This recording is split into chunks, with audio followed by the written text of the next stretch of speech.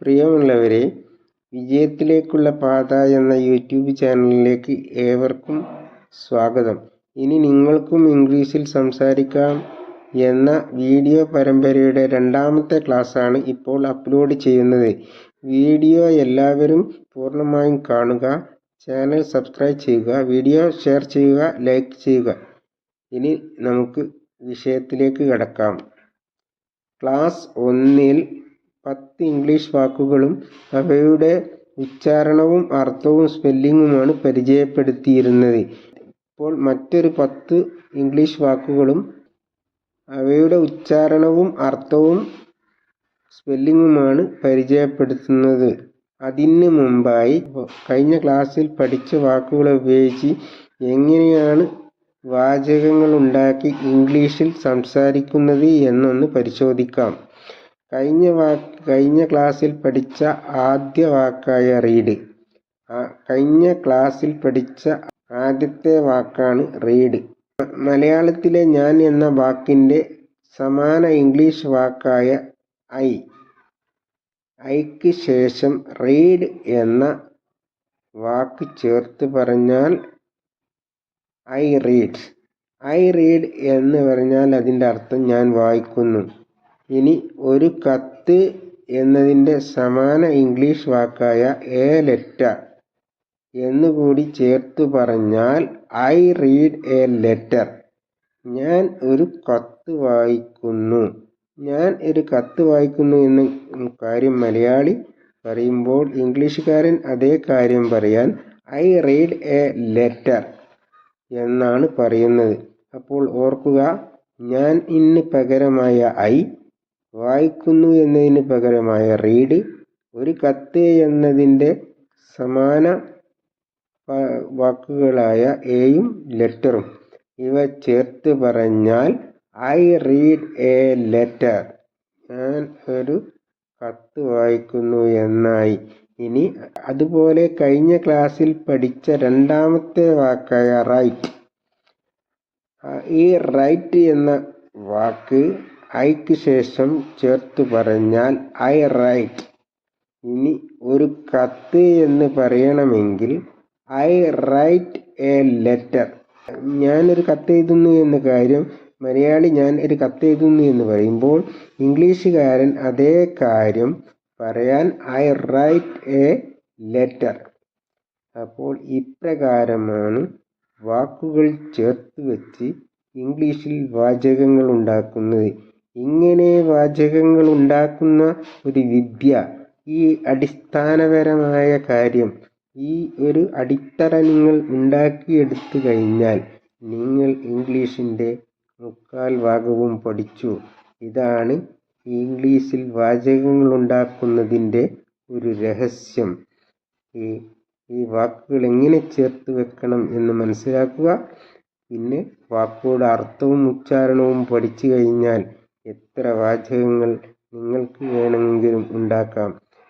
അതുപോലെ തന്നെ മറ്റൊരു കാര്യം, ആദ്യം നമ്മൾ ഉണ്ടാക്കിയ ഐ റീഡ് എ ലെറ്റർ എന്ന വാചകത്തിൽ എ ലെറ്റർ എന്നതിൻ്റെ സ്ഥാനത്ത് എ ബുക്ക് എന്ന് ചേർത്ത് വെച്ചാൽ ഐ റീഡ് എ ബുക്ക് എന്നാകും. ആ ബുക്കിൻ്റെ സ്ഥാനത്ത് എ നോവൽ വെച്ചാൽ ഞാനൊരു നോവൽ വായിക്കുന്നു എന്നാകും. ഒരു നോട്ട് എന്ന് ചേർത്ത് പറഞ്ഞാൽ ഐ റീഡ് എ നോട്ട്. ഞാനൊരു കുറിപ്പ് വായിക്കുന്നു എന്നാകും. അങ്ങനെ ആയിരക്കണക്കിന്, 10,000-കണക്കിന് വാചകങ്ങൾ നിങ്ങൾക്ക് ഈ അവസാന വാക്ക് മാറ്റി പറയുന്നതിലൂടെ നിങ്ങൾക്ക് ഉണ്ടാക്കുവാൻ സാധിക്കുന്നു. അതുപോലെ തന്നെയാണ് എല്ലാ വാചകങ്ങളും ഉണ്ടാക്കുന്നത്. ഈ ഒരു ക്രമത്തിലാണ്. അവർ എന്ന മലയാളത്തിൽ പറയുന്നതിൻ്റെ സമാന ഇംഗ്ലീഷ് വാക്കായ they come from Thiruvananthapuram, they come from Kottayam, they come from Calicut, they come from Wayanad, they come from Kannur. ഇങ്ങനെ എവിടെ നിന്നാണോ അവർ വരുന്നത് അതൊക്കെ സ്ഥലപ്പേര് മാറ്റി പറഞ്ഞുകൊണ്ട് നമുക്ക് വാചകങ്ങളാക്കി മാറ്റാം. അപ്പോൾ ദേ കം എന്ന വാക്ക് ദേക്ക് ശേഷം കം എന്ന വാക്ക് ചേർത്ത് ഏത് സ്ഥലത്ത് നിന്നാണോ വരുന്നത്, ഫ്രം ഇൽ നിന്ന്, ഒരു സ്ഥലത്ത് നിന്ന് എന്ന്, ഇൽ നിന്ന് എന്ന് കാണിക്കാൻ ഫ്രം എന്ന പ്രിപ്പോസിഷൻ എന്നാണ് പറയുക. പ്രിപ്പോസിഷനാണ് അവിടെ ചേർക്കുന്നത്.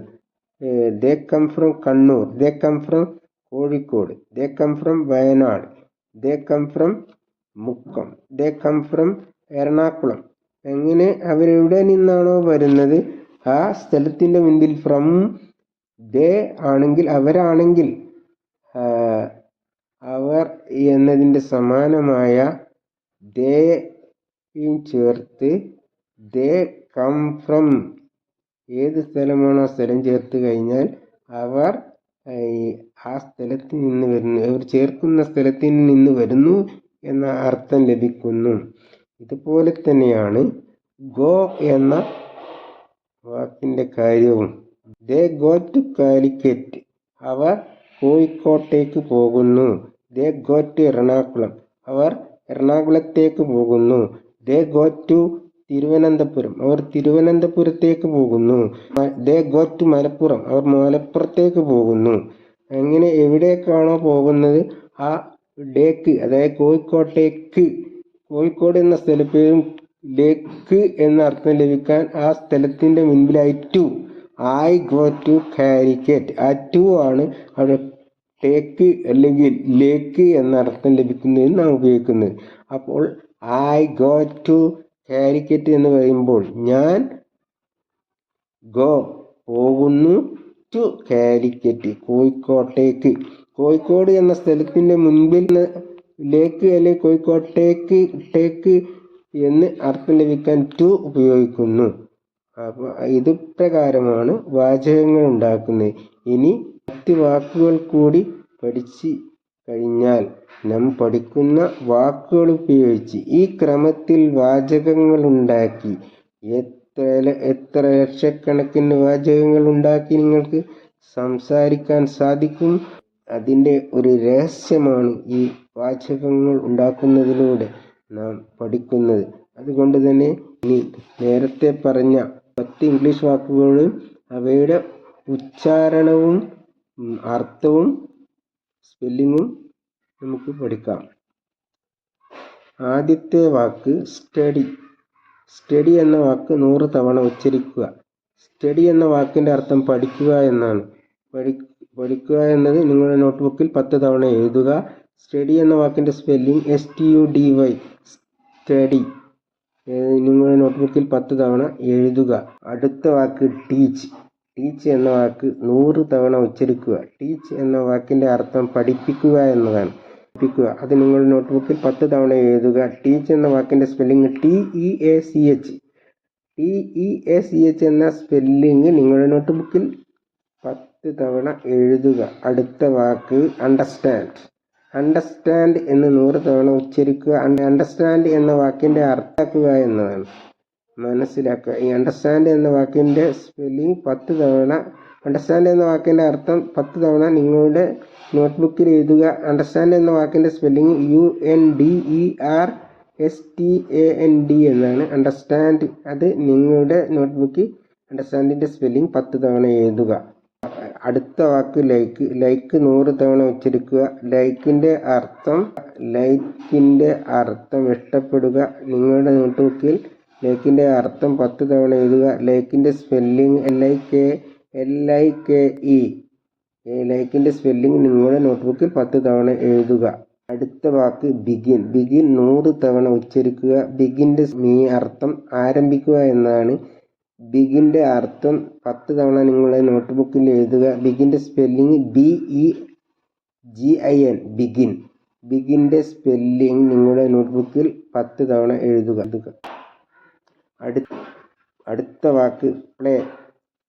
പ്ലേ 100 തവണ ഉച്ചരിക്കുക. പ്ലേ എന്ന വാക്കിൻ്റെ അർത്ഥം കളിക്കുക എന്നാണ്. നിങ്ങളുടെ നോട്ട്ബുക്കിൽ കളിക്കുക എന്ന അർത്ഥം 10 തവണ എഴുതുക. നിങ്ങളുടെ നോട്ട്ബുക്കിൽ പ്ലേയുടെ സ്പെല്ലിംഗ് ആയ PLAY 10 തവണ എഴുതുക.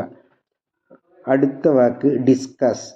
ഡിസ്കസ് എന്ന വാക്ക് 100 തവണ ഉച്ചരിക്കുക. ഡിസ്കസ് എന്ന വാക്കിൻ്റെ അർത്ഥം ചർച്ച ചെയ്യുക എന്നാണ്.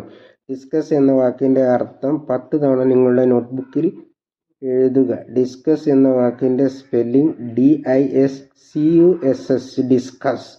നിങ്ങളുടെ നോട്ട്ബുക്കിൽ ഡിസ്കസിൻ്റെ സ്പെല്ലിംഗ് 10 തവണ നിങ്ങളുടെ നോട്ട്ബുക്കിൽ എഴുതുക. ഡിസ്കസ്.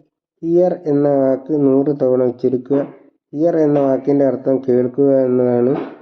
ഹിയർ എന്ന വാക്കിൻ്റെ അർത്ഥം 10 തവണ നിങ്ങളുടെ നോട്ട്ബുക്കിൽ എഴുതുക. ഹിയർ എന്ന വാക്കിൻ്റെ സ്പെല്ലിംഗ് HEAR നിങ്ങളുടെ നോട്ട്ബുക്കിൽ 10 തവണ എഴുതുക. അടുത്ത വാക്ക് സിംഗ്.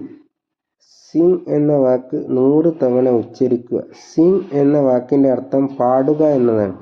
സിംഗ് എന്ന വാക്കിൻ്റെ അർത്ഥമായ പാടുക നിങ്ങളുടെ നോട്ട്ബുക്കിൽ 10 തവണ എഴുതുക. സിംഗ് എന്ന വാക്കിൻ്റെ സ്പെല്ലിംഗ് ആയ SING നിങ്ങളുടെ നോട്ട്ബുക്കിൽ 10 തവണ എഴുതുക. 10ാമത്തെ വാക്കായ സപ്പോർട്ട് 100 തവണ ഉച്ചരിക്കുക. സപ്പോർട്ടിൻ്റെ അർത്ഥം പിന്തുണക്കുക എന്നതാണ്. പിന്തുണക്കുക എന്ന അർത്ഥം നിങ്ങളുടെ നോട്ട്ബുക്കിൽ 10 തവണ എഴുതുക. സപ്പോർട്ടിൻ്റെ സ്പെല്ലിംഗ് ആയ SUPPORT സപ്പോർട്ട് എന്ന് നിങ്ങളുടെ നോട്ട്ബുക്കിൽ 10 തവണ എഴുതുക. ഇതോടുകൂടി നമ്മുടെ രണ്ടാമത്തെ 10 വാക്കുകൾ കൂടി നാം പരിചയപ്പെടുത്തി കഴിഞ്ഞു. മേൽപ്പറഞ്ഞ വാചകങ്ങൾ ഉണ്ടാക്കുന്നത് ഒരു സാമ്പിൾ മാത്രമാണ്. ബാക്കി അതെല്ലാം വിശദമായി നിങ്ങൾക്ക് പരിചയപ്പെടുത്തുന്നതാണ്. ഇതോടുകൂടി ഈ വീഡിയോ ഇവിടെ ഉപസംഹരിക്കുന്നു. അടുത്ത വീഡിയോയിൽ കാണും വരെ എല്ലാവർക്കും വിട.